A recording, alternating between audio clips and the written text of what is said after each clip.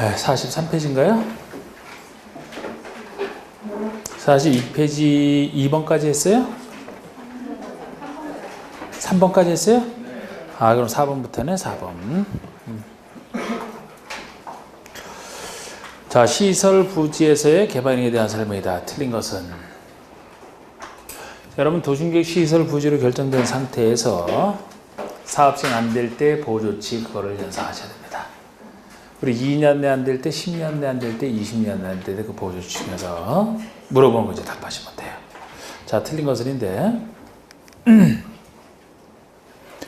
자, 1번의 허가권자는 도심계획 시설의 설치 장소로 결정된 지상, 수상, 공조, 수종, 지하 시설 부지를 얘기합니다. 시설 부지에 대해서는 해당 도심계획시설이 아닌 건축물의 건축이나 공작물 설치 허가에서는 안 된다. 건축물 건축과 공작물 설치에 대해서 원칙적으로 묶이는 효과가 바로 이것입니다. 허가에서는 안 된다. 좋고요. 이번에 도심계획 시설 결정 고시 후 10년 내 사업이 시행되지 않는 경우, 10년 내 사업 시행이 안 된다면 실식의 인가를 받은 경우에는 매수 청구가 허용되지 아니한다. 자, 우리 매수 청구 요구인데 10년 내 사업 시행 안 될 때죠? 그런데 실식의 인가는 받았다라면 사업이 시행되는 걸 봐서 매수 청구 안 된다. 3번. 국공유지로서 도심계획 시설사에 필요한 토지는 해당 관리기구로 정해진 목적 외의 목적으로 이를 매각하나 양도할 수 없다. 이번 행위는 무효다. 국유지, 공유지가 이 사업에 필요하면 꼭 쓰게 만드는 규정이라 했어요. 다른 목적으로 매각할 수 없고 매각했다 하더라도 효력은 무효, 당연 무효가 되면서 이 사업에 쓸 수 있게 만드는 보조지 중 하나입니다. 4번. 허가권자는 가설 건축물 건축이나 공작물 설치를 허가한 토지에 대해서 도심계획 시설 사업이 시행이 된다. 시행 예정일 3월 전까지 가설 건축물 공작물 소유자 부담으로 철거 등 원상에 필요한 지를 명할 수 있다? 명해야 된다. 해야 된다 이거는. 자, 제가 원상회복 명령은 다른 데서는 보통 할 수 있다가 맞습니다. 그런데 도심계획 시설 부지에서 가설 건축물 건축 등을 허가한 상태에서 사업 시행이 된다면 다른 대안이 없다 그랬어요. 무조건 철거를 시켜야지만 공사를 할 수 있기 때문에 명해야 된다가 특별입니다. 특별한 규정입니다. 명해야 된다. 의무. 그 다음에 5번의 허가권자는 위 사의 원상회복명을 이행하지 아니하는 때는 행정대집행부에서 원상회복을 할 수 있다. 철거 명령 받은 자가 철거를 한다면 일반적인 행정대집행 가능합니다. 이건 하는 가능해요. 행정대집행. 4번만 틀렸습니다. 자, 5번 문제 보시면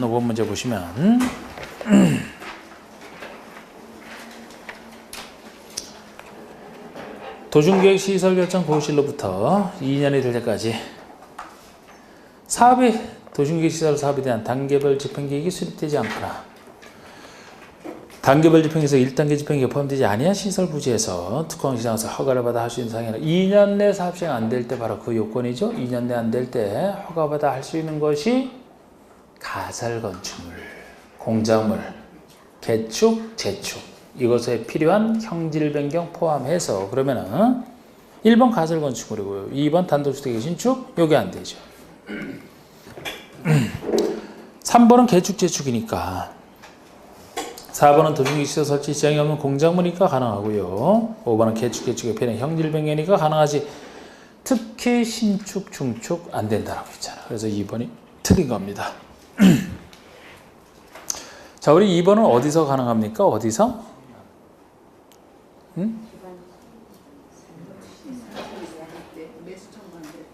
10년 내 안 돼서 매수 청구 들어갔을 때 매수가 안 될 때 허가에 들어가는 것이.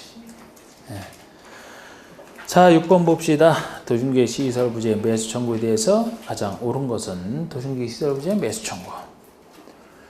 자, 1번 도중계획 시설 결정 고시로부터 5년 내에 사업이 시행되지 아니한 경우 지목의 대인 토지의 소유자가 매수 청구할 수 있다. 이건 어디가 문제가 있습니까? 10년이요? 5년이 틀렸죠, 그러니까? 10년 내 안 될 때. 지목의 대인 토지의 소유자 맞아요. 그거는 맞아요. 이번에 매수무자는 특광 시장으로 한정된다. 한정된다가 틀렸죠. 뭐 원칙은 특광 시장으로. 근데 예외 있잖아, 예외. 시행자가 정해진 경우는 그 시행자에게 사업의 시행자가 설치 관리에 의무가 있는 자가 있다라면 그 의무가 있는 자에게 이렇게 하니까 이게 틀렸고요. 한정된다가 틀렸습니다. 3번의 지목이 대인 토지에 있는 건축물이나 정착물에 대해서는 매수 청구할 수 없다, 있다. 같이 팔아야 된다 그랬죠? 네. 같이 팔아야 나갈 수가 있다 그랬잖아. 포함해서 팔 수 있습니다. 틀렸고. 4번의 매수무자는 매수 청구가 있은 때로부터 2년 내 매수 여부를 틀렸죠 벌써? 네. 6월 내 매수 여부를 결정하여 알려주고 매수로 결정한 토지는 2년 내 매수하라. 앞뒤 다 틀렸어요. 6월 2년으로 바꿔줘야 됩니다. 5번은 매수 청구 토지를 매수하지 아니하기로 결정한 경우, 매수 안 하기로 결정한 경우에 매수 청구 토지의 소유자는 개발행위 허가를 받아 3층에 단독주택이나 일종 근생 등을 설치할 수 있다. 지금 나온 건 일단 맞죠, 그죠? 네. 정확하게는 3층의 단독주택과 1, 2종 근생, 공작물까지 가능하잖아. 등이라고 해서 나머지 생략이 돼 있고 나온 것만 판단하면 되는 거예요. 맞습니다. 자, 7번에 역시 도중계획 시설 부지의 매수 청구에 대한 설명이 좀 옳지 않은 것을 했는데 매수 청구권자는 지목이 대인 토지의 소유자에 한정되더라도 맞는 표현이죠? 네. 지목이 대인 토지의 소유자만 매수 청구할 수 있다고 했으니까 이번에 사업의 실시기 인가가 행해진 경우에도 10년 내 사업이 시행되지 않았다면 매수 청구는 가능하다. 안 돼요. 불가능하다. 할 수 없다. 네. 3번의 매수무자는 매수 청구가 있은 때로부터 6개월 내 매수를 결정하여 소유자와 시장 은수에게 알려야 된다. 6월 내에 2번 2년 내 매수하라. 5번 매수무자가 한국토지주택공사인 경우 도중계획시설채권을 발행할 수 없다. 도중계획시설채권은 누구만 발행할 수 있다 그랬어요? 돈 없는 지자체만. 그러니까 이거 발행할 수 없다니까 맞고 지금 조금씩 바꿔서 내는 것이거든요. 8번 보세요. 도중계획시설채권에 관한 설명이 다 틀린 것은 매수무자가 지방자치단체인 경우에만 발행할 수 있다. 뭐죠? 빨리 판단해 보세요. 가만히 있으면 졸아요. 저도 지금 말하면서도 지금 졸린데. 아 진짜 졸려. 지자체인 경우. 제가 말이 지나치게 느려지면 좀 깨우세요 저를. 2번에 비업무용 토지로서 매수금이 2천만 원을 초과한다면 초과하는 금액에 대해서 발행하여 지급할 수 있다? 3천만 원이죠. 3천. 자, 원하는 경우랑 이렇게 부재부동산 소유주택이나 비업무용 토지 3천만 원 초과하는 금액에 대해서 3천만 원 기준이 되겠습니다. 자, 요게 틀렸고요. 3번에 사환기간은 10년 내로 하되 역시 이 채권의 사환기간 최대 10년을 넘기지 못해. 10년이 한도입니다. 10년. 똑같이 10년이죠. 매수 청구할 때도 10년, 이것도 10년. 그 이율은 1년 만기 정기예금리 평균 이상이어야 된다. 정확합니다.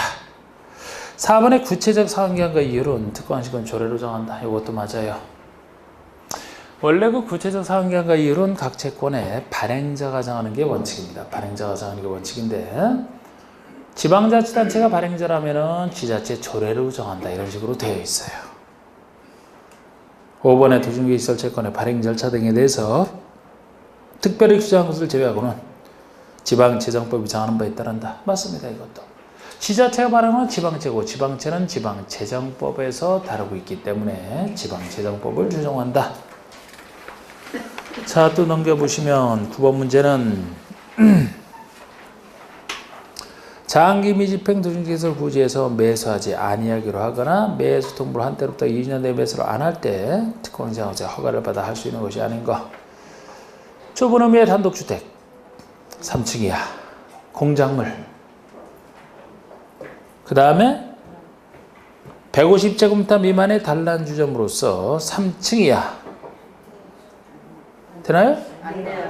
자, 우리 1종 문생은 다 됩니다만 2종 문생이라면 안 되는 게 4가지가 제외되는 게 있다. 그게 뭐예요? 단란주점, 모래연습장, 다중생활시. 단란주점, 노래연습장, 안마시술소, 다중생활시설. 여기 단란주점 150 미만이 단란주점이 2종 문생이거든요. 그럼 150 이상은 어때요?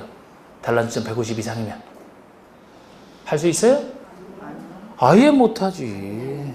크면은 전문세니까 아예 못하고 작아도 2종 문생에 속한다 해도 안 된다는 얘기니까.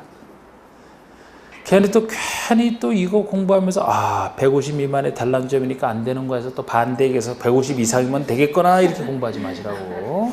작아도 안 된다는 거예요. 안마원으로서 3층이야. 안마원은 일종근생이라 그랬죠? 네. 안마 시설소가 2종인데 안 된다는 거지. 안마원은 일종근생이라 허가받을 수 있습니다. 일반 음식점으로서 3층이야. 우리 일반 음식점 보통의 2종이에요. 일반 음식점은 2종근생입니다. 예외 아니잖아. 예외하니까 허가받아 할 수 있고. 답이 그래서 3번이 되는 거죠.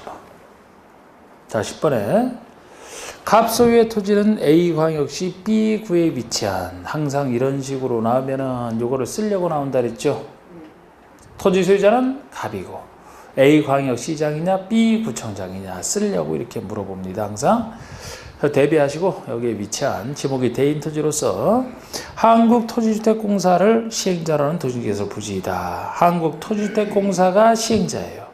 갑의 토지에 대해서 국계법상 도심계획 시설 부지의 매수 청구로 인정되는 경우 이에 대한 설명. 옳은 거.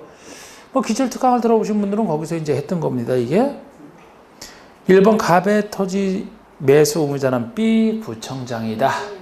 B구청장이 매수 의무자 아니죠? 토지주택공사가 돼야 돼요. 요거를 A광역시장에도 틀립니다. A광역시장에도 틀린다고요. 보통은 특광시장은 수니까 구청장은 될 리가 없어. 보통은 광역시장이 돼야 되죠? 네. 그런데 이건 시행자가 정해져 있는 경우잖아요. 토지주택공사가 시행자로 돼 있으니까. 시행자가 있으면 시행자가 먼저 하라 그랬잖아. 그러니까 여기는 토지주택공사, 시행자인 토지주택공사가 매수 의무자가 되는 겁니다. 이번에 갑이 매수 청구를 할 수 있는 대상은 토지이며, 토지가 지목이 되라고 돼 있으니까 토지고, 그 토지에 있는 건축으로 포함되지 않는다? 건축도 포함된다. 3번에 갑이 원하는 경우에 매수 의무자는 도심계획 설치권을 발행하여 그 대금을 지급할 수 있다. 왜 없어요? 지자체만 발행할 수 있다 그랬잖아요. 매수 의무자가 지자체가 아니잖아요. 토지주택공사라고 했잖아. 이게 시행자가 토지주택공사라는 게 정해지지 않았더라면 다 되죠. 아까 A광역시장이고 광역시장이면 되죠. 근데 안 되지. 4번에 매수 의무자는 매수 청구를 받은 때로부터 6개월 내 매수 여부를 결정하여 갑과 A광역시장이 알리는, 이게 맞습니다. 6개월 내 매수 여부를 결정하여 신청했던 소유자와 특광시장원수, 여기서 광역시장에게 알려야 됩니다. 5번에 매수 청구에 대해서 매수 의무자가 매수하지 아니하기로 결정한 경우 갑은 자신의 토지에 2층에 다세대 주택을 건축할 수 있다. 다세대는 안 돼요. 주택이라면 제가 단독주택도 좁은 의미의 단독주택만 3층 이하로 써도 된다 그랬잖아. 다세대는 공동인데요. 공동인데 안 되지. 주택이라면 단독주택만 되고, 주택이 아닌 것 중에서는 1, 2종 근세 이렇게 되는 거 아닙니까? 훌륭한 문제죠. 아주 훌륭한 문제입니다. 11번은 너무 쉬운 문제고, 자, 도심계획 시설 결정에 대해서, 도심계획 시설에 대해서 고실로부터 몇 년이 될 때까지 사업이 시행되지 않으면 그 고실로부터 언제 효력을 상실합니까? 어떻게 채워야 돼요? 20년? 20년이 되는 날, 다음 날. 답은 5번이 되겠죠. 그러니까 20년 실효 규정을 얘기합니다. 다음 날 붙는 건 당연하고. 자, 12번 해제 권고제. 해제 권고제는 그 틀이 생각나야 되잖아요, 여러분. 틀. 자, 해제 권고 사유가 있으면 뭐 10년 미시행 이런 사유가 있게 되면은 관할구역을 책임지는 특광시장소가 그 사실이 있게 되면 의무적으로 지방의회에 보고해야 되고, 지방의회에 보고를 하게 되면 보고받은 지방의회는 이제 해제를 권고할 수 있는데, 해제를 권고하게 되면 접수일로부터 90일 내 권고 서면을 보고했던 사람에게 보내게 되어 있습니다. 그러면 이때 권고를 받은 사람은, 이제 권고 서면을 받은 사람은 이 권고 받은 때로부터 1년 내에 직접 해제를 하든지 해제를 신청해서 해제하라. 이 사람이라면 결정권자가 직접 해제를 하고, 시장수가 받았다면 시장은 결정권자가 아니니까 시장수가 도지사에게 신청하면 도지사가 해제를 해준다 그랬죠? 둘 다 1년 내에 하라. 그런데 이때도 아예 못하는 경우가 있었죠? 국장이 결정 고시한 시설 중에 중앙행정기관장이 설치하라고 한 것은 나라 차원에서 하는 것이라 여기서 해제 권고 대상이 아니다. 또 처음 보고를 했는데 해제가 안 된다라고 2년마다 재보고하라 그런 얘기도 있고요. 이게 해제 권고지에서 다 합니다. 1번 보시면 도심계획 시설 결정 고시로부터 10년이 될 때까지 사업이 시행되지 아니한 경우에 시장 운수 등은 매년 지방에 정리 또는 임시기관청에 보고해야 된다. 맞아요? 네. 10년 미시행 보고해야만 된다. 맞습니다. 이렇게 10년 미시행뿐만 아니고 설치할 필요성이 없다고 판단되더라도 마찬가지죠. 사유 중에 하나. 이번에 국장이 결정 고시한 도중계획 시설 중에서 관계 중앙행정기관 장이 직접 설치하기로 한 시설이라도 설치할 필요성이 없어진 경우라면 해제 권고 대상이 된다, 되지 않는다. 나라 차원에서 하는 것이라 지방 차원에서 어떻게 해제를 하느냐? 아니다. 3번 특광시장으로는 보고한 시설 중에 해제되지 아니한 시설에 대해서는 최초로 보고한 때로부터 2년마다 지방에 보고하라. 이게 재보고죠, 재보고. 2년마다, 다시 2년마다. 4번에 보고를 받은 지방에는 도중계 시설 결정에 해제를 권고할 수 있다. 할 수 있죠. 5번에 권고받은 지자체장은 특별한 사유가 없으면 해제 권고를 받은 때로부터 1년 내 해제랑 관리 계획을 결정하라. 해제 결정 시기만 보시면 돼. 1년 내 하라. 권고받은 지자체장 중에서 그냥 막연하게 표시해놨죠. 틀린 것은 2번만 틀렸습니다. 13번 해제 신청제가 나오죠. 해제 신청제. 여러분 신청제라면 역시 10년 미시행과 관련돼 있는데 토지 소유자가 직접 신청하는 것이라 관리계획 위반 결정권자를 통해서 위반 결정을 통해서 해제를 하기 때문에 먼저 소유자가 위반권자에게 신청하면은 위반권자는 3월 내에 답하게 돼 있고 답을 받아도 안 된다 그러면 그 다음에는 결정권자에게 신청하고 결정권자는 2월 내에 답하게 돼 있고 안 되면은 국토교통부 장관에게 해제 심사를 신청하면 국장이 해제 권고를 할 수 있고 이런 결정 시기는 다 6월 내에 한다. 3, 2는 6이다 이렇게 했던 거. 10년 미시행을 전제로 해서 신청제를 얘기합니다. 자, 옳지 않은 것은 도중계획 시설 결정 고시로부터 20년 내에 사업이 시행되지 아니하는 경우에 토지소유가 신청할 수 있는 게 아니죠. 10년 미시행. 10년 내 시행이 안 되는 것 중에서도 실효제까지 20년이 될 때까지 집행계획이 없을 때죠. 시행 미시행은 10년 내 안 되고 있는 걸 전제로 합니다. 2번 토지 소유자는 먼저 관리계획 위반권자에게 해제 위반을 신청할 수 있고 위반권자에게 이 경우 위반권자는 신청을 받은 때로부터 3개월 내 위반 여부를 결정하여 소유자에게 알려준다. 3위는 6에 3 위반권자. 3번에 위반권자가 해제 위반을 하지 아니하기로 정하여 아직 옳지 않은 것이면 아까 이미 정답 1번에 나왔네, 그죠? 3번에 위반권자가 해제 위반을 하지 아니하기로 신청인에게 통지했다. 문제 해결 안 될 때죠. 그러면은 결정권자에게 해제를 신청할 수 있고 결정권자에게 4번에 결정권자는 신청을 받은 때로부터 2개월 내 결정 여부를 정하여 소유자에게 알려야 되고 특별한 사유가 없으면 해제를 하라. 5번에 국장으로부터 해제 권고를 받은 결정권자는 해제에 대한 결정을 권고받은 때로부터 6개월 내에 이행하라. 결정 시기 6. 3, 2는 6. 딱딱 떨어지는 나머지긴 다 맞습니다. 1번에 해제 사유가 신청 사유가 틀렸어요.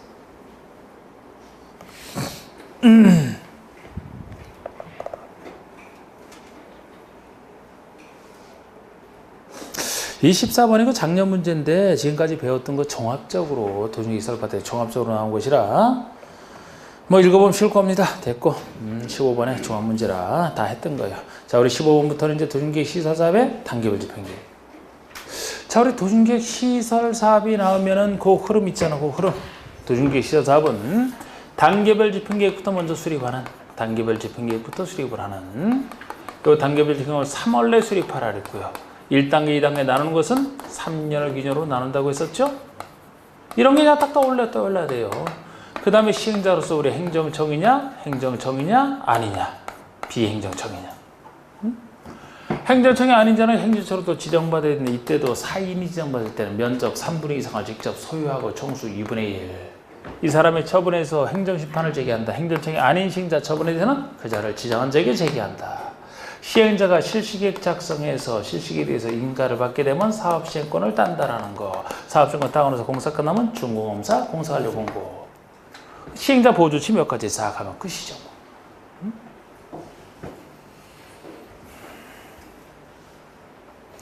너무 자세히 안 써주고 대충 쓴다라고 말하면 안 돼요. 이거는 머릿속에 이미 여러분들이 딱 있어야 돼. 네.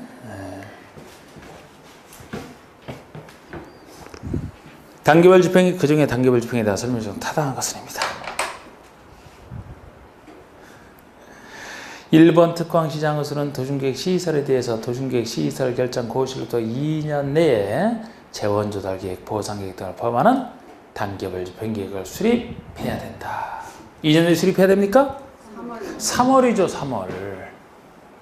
물론 예외 규정으로 뭐 일정한 경우는 2년 예외는 있어요. 그러나 다른 얘기 없으면 그냥 3월입니다. 3월 내에 수립해야 된다.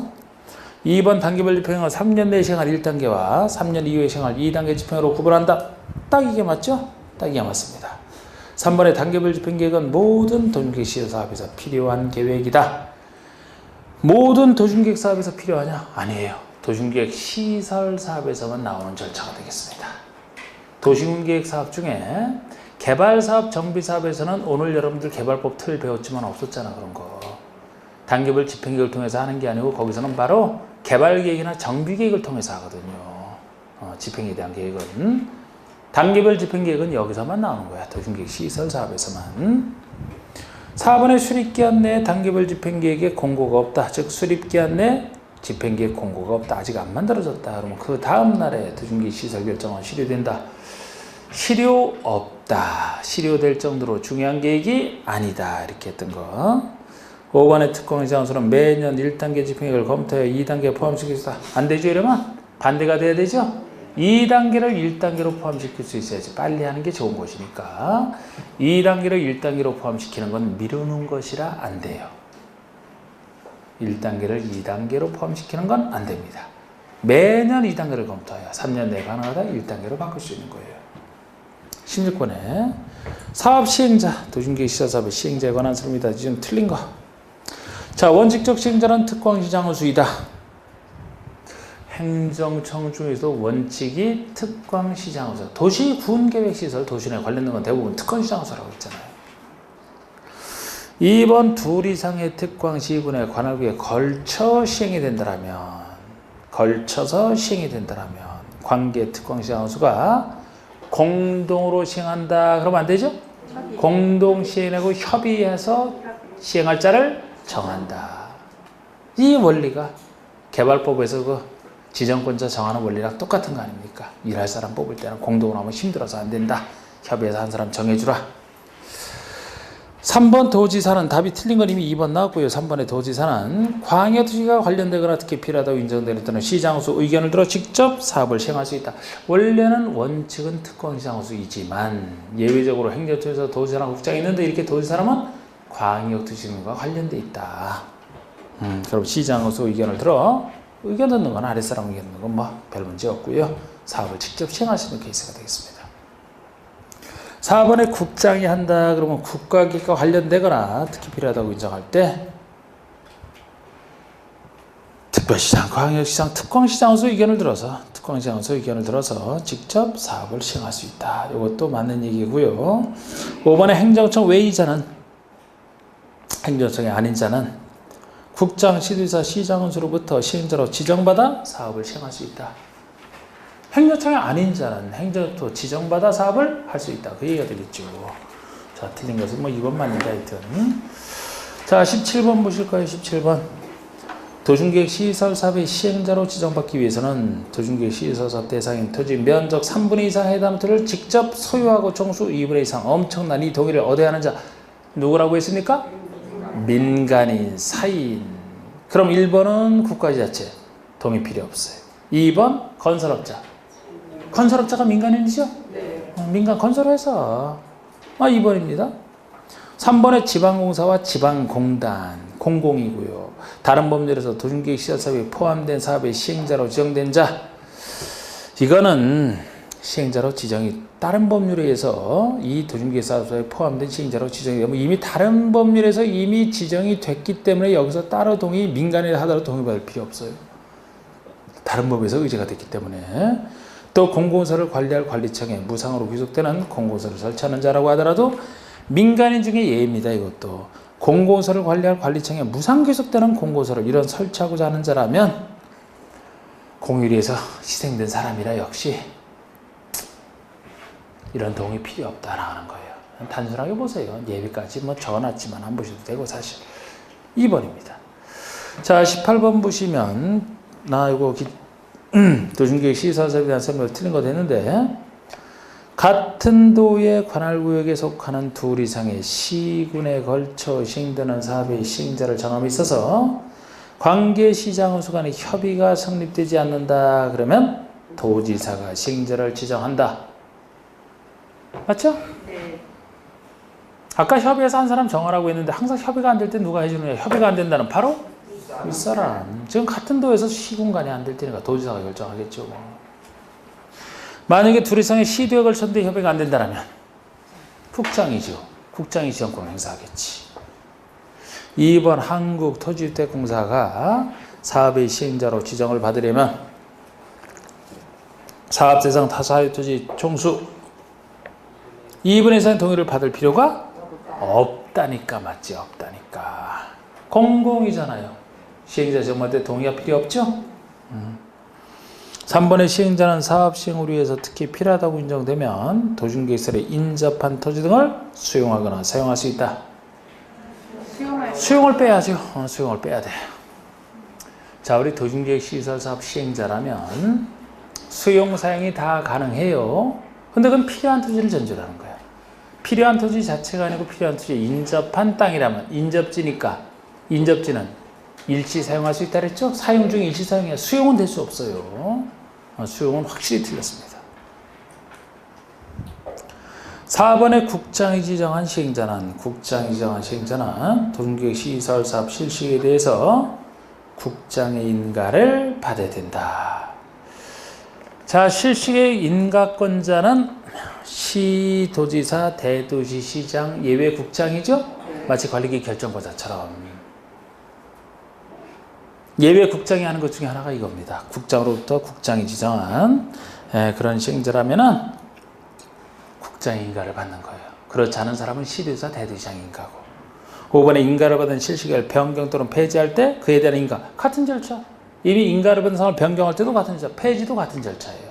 똑같이 인가를 받아야 됩니다. 다음에 한 경미한 변경일 때는 그럴 필요 없다. 경미하니까 그 얘기죠. 근데 3번이 뭐 쉬운 것 중에서 답을 낸 거죠. 3번이. 자, 19번에 토지 등의 수용 등에 대한 설명이 다 틀린 거 됐는데 수용 등에 대해서 설명이 다 틀린 것은 자, 행정청의 아닌 시행자도 도중계획 시설사에 필요한 물건이나 권리를 수용 또는 사용할 수 있다. 맞아요.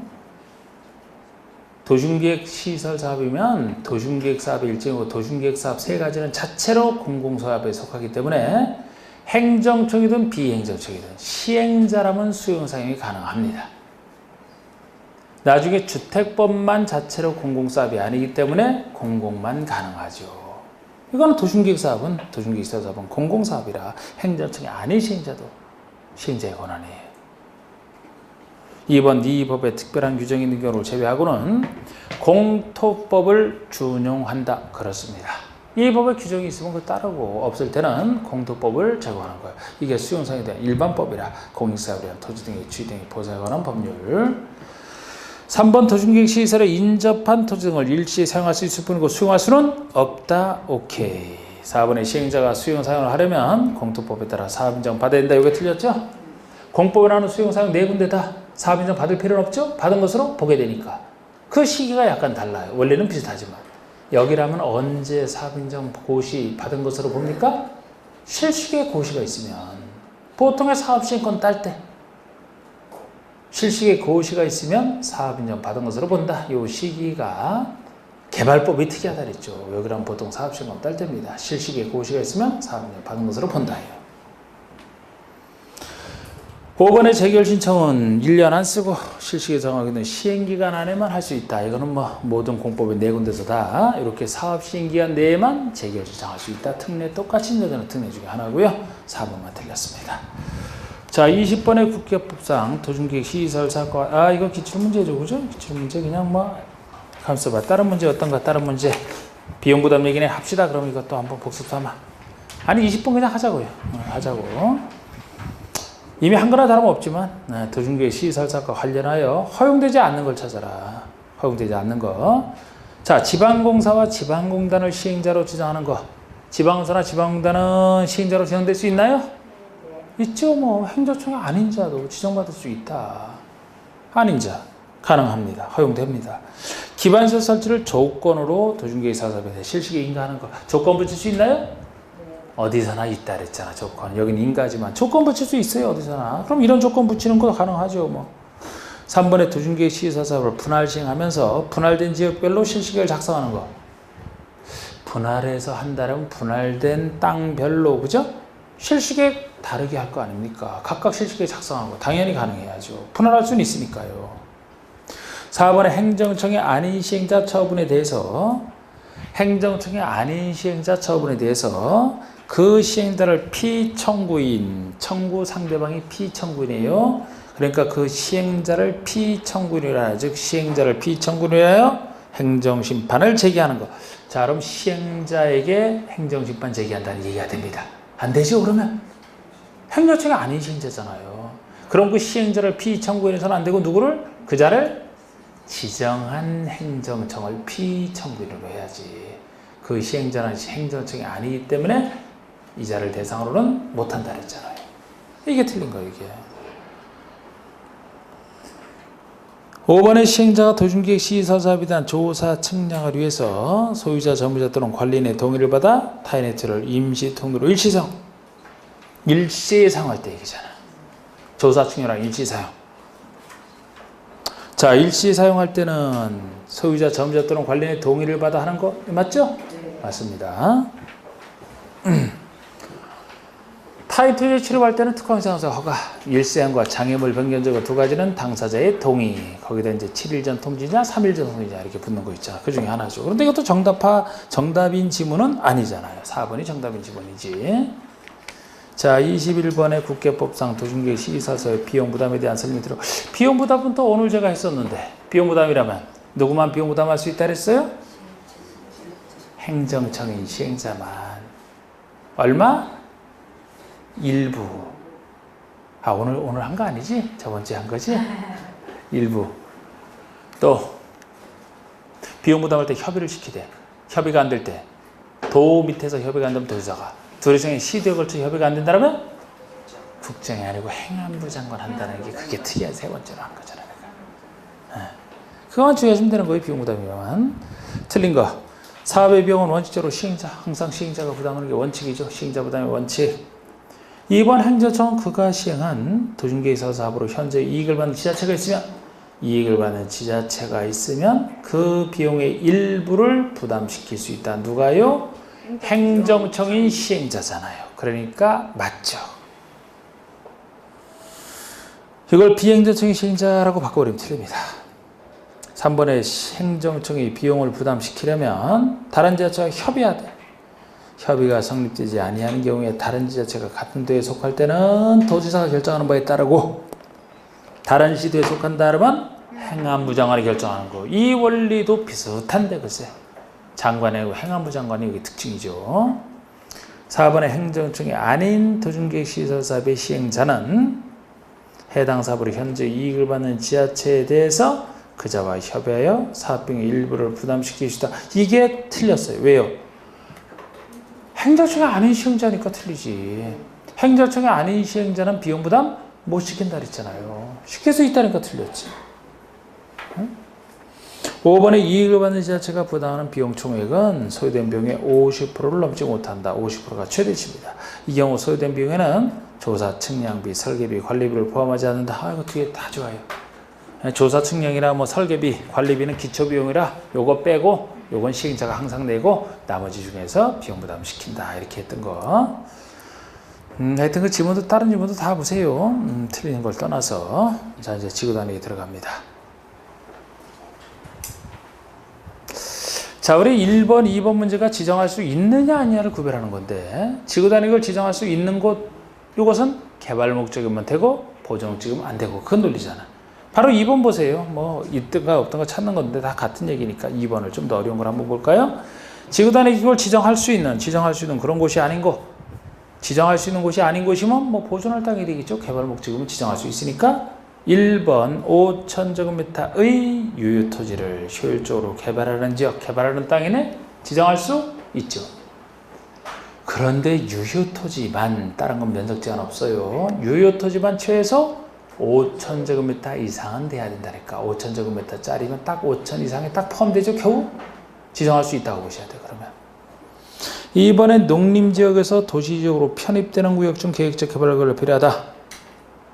농림에서 도시지역으로 편입되면 바로 비도시였다가 새로 개발할 도시로 편입된다는 얘기죠. 지정할 수 있다.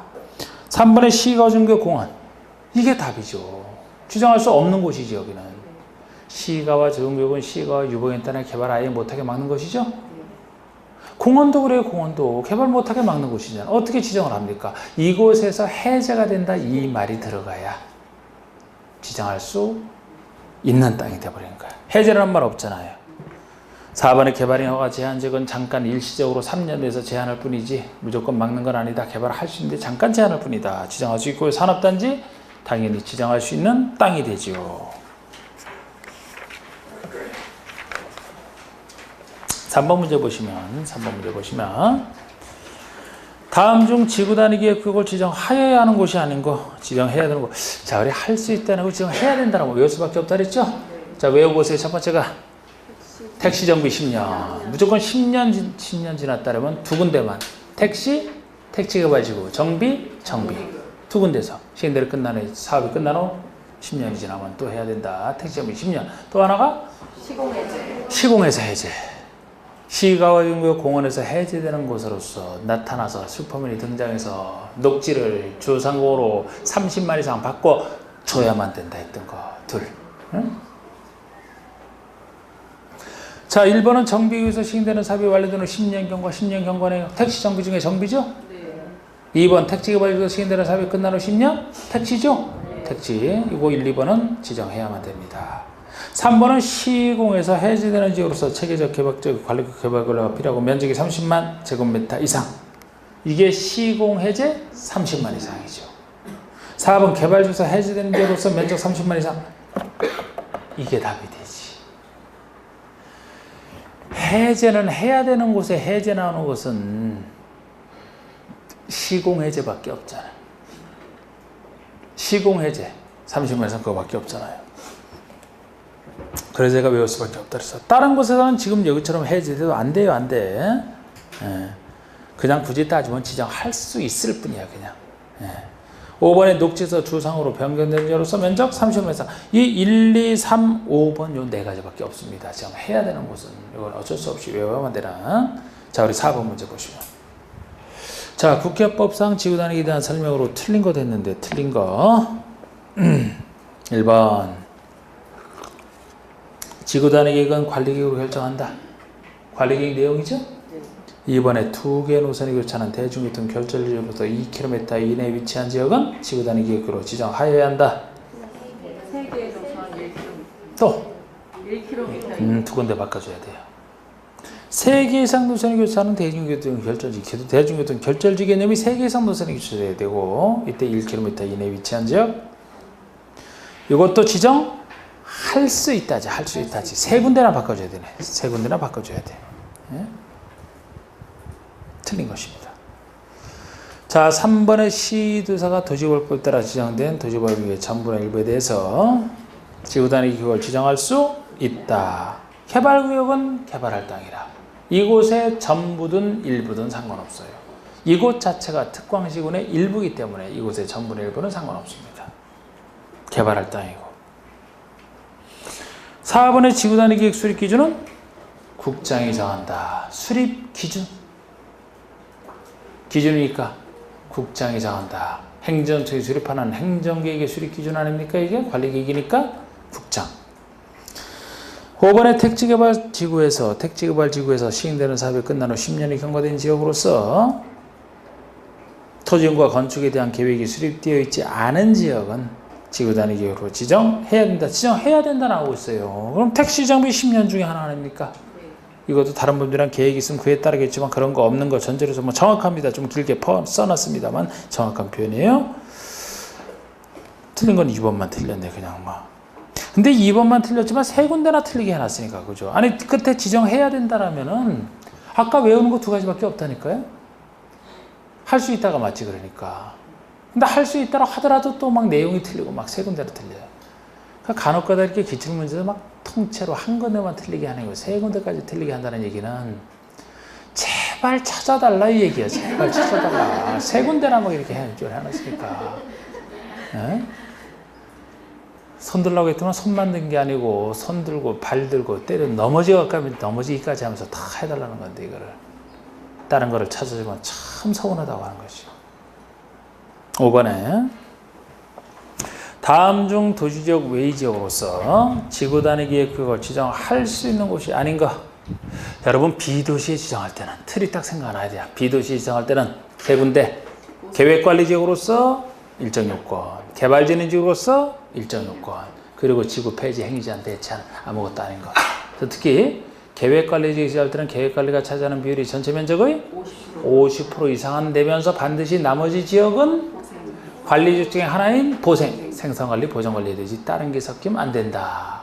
이것부터 아시고, 그리고 계획관리지역이든 개발진흥지역이든 면적 요건은 다른 얘기 없으면 3만 이상, 아파트 일부의 건설에 포함되면 30만 이상, 아파트 일부의 건설에 포함되더라도 초등학교 문제 해결했다, 자연보전권역이다 그런 얘기를 하면 10만 이상. 여기다가 개발진흥지역은 위치요건, 주특계, 관광휴양, 모든 비도시, 나머지 중간 이거까지 외우면 좋고. 근데 이건 단순히 지금 지정할 수 있는 곳이 아니냐고 계획관리지역 할 때 그 요건만 붙고 있어요. 그런 곳이 아닌 걸 찾아라. 1번 계획관리지역이 8만 제곱미터고 보전관리가 2만. 그러면 계획관리가 전체 10만 중에서 80%죠? 네. 50% 이상에 딱 속하죠? 네. 나머지 지역은 보전관리 깔끔하네요? 2번 계획관리지역이 6만이고 생산관리가 3만이고 농림지역은 다른 숫자 계산할 필요도 없어요. 농림지역이 끼어있잖아, 농림지역이. 요거를 보전관리로 바꾼다라면 맞겠죠. 그리고 3번 얘기는 계획관리지역에 위치한 개발진흥지구, 주거개발진흥지구.